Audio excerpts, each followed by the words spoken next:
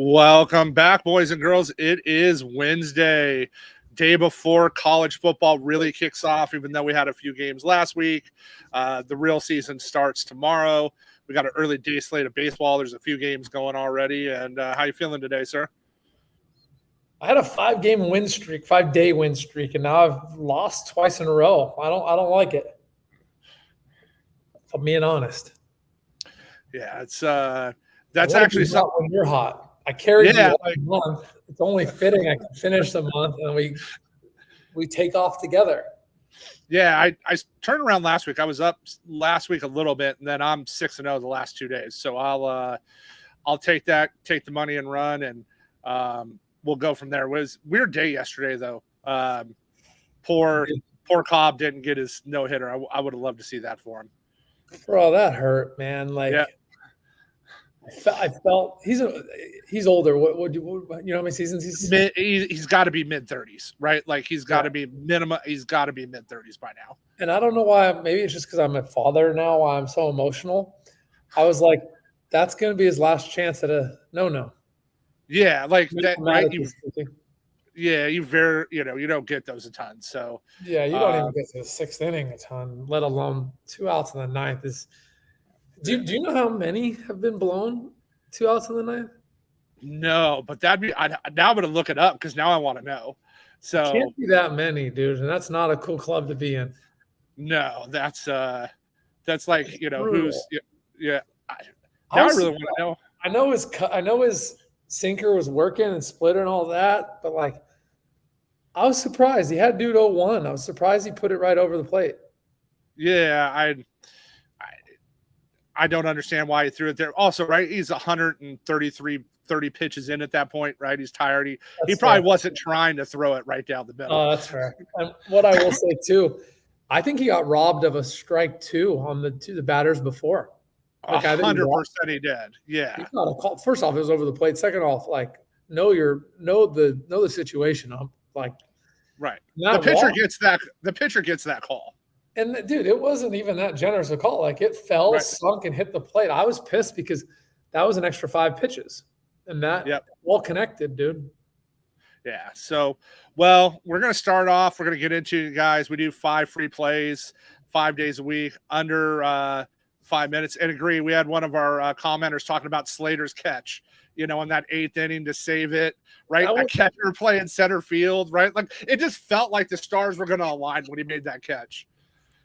And I want to, again, that was not an easy catch out in right field that he missed. Right. But you need feet off the ground. Yeah. Yeah. You can't, just to show everyone, just to show your pitcher you tried. Yeah. Like you can't not be able to slide a quarter underneath you there. Yeah. You need feet off the ground. It was a well hit ball. Very hard to read that off the side. It was a very tough catch to make, but I just wanted to see it off the ground. But yeah, good call out on that catch. The catcher center fielder catch that. Yeah. That should have been the story. That a catcher in center field saved a no. Right. That was sad. So and if you're newer to listening to us, Gino and I, both from Bay Area, Giants fans, Niners fans, we're Bay Area strong. So you got to deal with that with us. Well, speaking of the day baseball, we got one a little later tonight. We're going to start off with our moonshot. This might get comical today in Coors. It's 90 degrees. The wind's blowing out 10 miles an hour right now and could go up, and it's blowing out dead center. The Braves could score 30 runs today. Like they have it in their wheelhouse to put up 30. So it's one of those, it might turn in just to an absolute insane show today when you get that heat. So the pitchers are going to tire out, the wind's blowing out, right? So we're going to keep riding that Atlanta home run train there. Austin Riley of the Braves to hit home run plus 240. I actually think this closes like plus 200 once we get closer to game time. I'll jump down to my odds jam EV positive bet openly play of the day because it aligns with Trev. I got Michael Toglio here, Colorado, over 1.5 bases at plus 137. We have the true line here is plus 127. You're getting 10 free points of upside in a game that Trev believes the environment is perfect for multiple runs, bases, etc., and the ball to fly. So I'll hand you back that, and we'll go out of order today. Yeah, and then also the Braves are throwing. Another reason I like that, they brought up one of their kids to throw. They're basically like going to use a bullpen this game, so that's another upside for that bet there. This was mispriced for us today. I got to adjust. I forgot to add that in, but we're getting this at 120. So today we got Cutter Crawford over 1.5 walks for plus 120. Cutter gets the Astros today. They're the second hottest hitting team in baseball, and Jordan's back right now. You can't pitch to Jordan again right now. Jordan's yakking everything out of the yard, and Cutter, has the ability to walk some guys. So you give me over a 10% walk rate against the Astros, who literally hit next best next to the Braves this last couple weeks. This shouldn't be plus money today. We have this at minus 110. So if you're going to give it to us at plus 120, we're going to take it. I get it. I'm actually almost against Boston in this play too. It didn't make my card, but I almost faded it. So that aligns. Again, guys, don't always think like same game parlays. You can't always go with like one pitcher with over walks, the other one to win, and the over. They don't always correlate like that. But I will say you don't want to see the opposite. Like Trev doesn't want to see me on Boston money line, and then he's on the over on walks. You want correlation, but it unfortunately is a one-way street. So I hope that's helpful to all of you. My best bet, openly bet of the day in terms of variance on the books price and what I see open right now, Kansas City Royals money line plus 108. Not right. This should be minus 105. 13 points in your pocket. Take it, run to the bank with it. Do this 365 days a year. You'll end the year up money versus down money. I like it. It's and then we're going to end up with our bet openly DFS play of the day. We got Dane Dunning of the Rangers over 4.5 strikeouts against this Mets team. The Mets have thrown in the towel, right? Like they didn't do what the Angels did yesterday and release all their guys so they can get under the luxury tax bill, which what happened yesterday has basically never happened in the history of baseball. But, Artie just said, I don't want to pay the tax. It was wild. This line right now is plus 105 at, other DFS plays.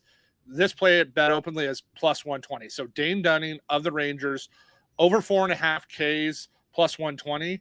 I like this down to even money today. The Mets are striking out at almost 30%. Again, the Mets have just thrown in the towel, and the guys they're throwing out are just too high K rate guys. I know it's never been done before, but hear me out. I'm surprised they don't cut more people, but I feel like the people they released, they just bought and paid for, and they're actually talented. Like Giolito, he's cost me some money this past couple of weeks, but dude can eat up innings. I was surprised at who they chose to do this with.